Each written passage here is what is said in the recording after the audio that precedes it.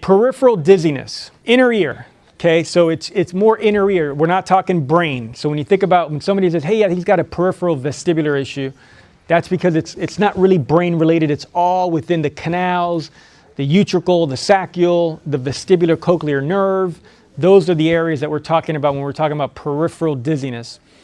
Nerves versus neurons, right? Neurons are in the brain, nerves are nerves, right? So we know the difference there. When you have peripheral dizziness, it's usually self-limiting. Remember we talked about that. Sometimes it's 30 seconds and then it's done, okay? So it's usually self-limiting. However, sometimes if the peripheral dizziness is not treated properly and it's a kind of prolonged situation, it can transform into a central dizziness. That's why it's really important for you guys, if you're not comfortable doing the maneuvers, to send it to somebody like me or an ENT or whatever to do it, but you should be able to do it after what I show you today when I send you the notes. It has a more pronounced initial onset.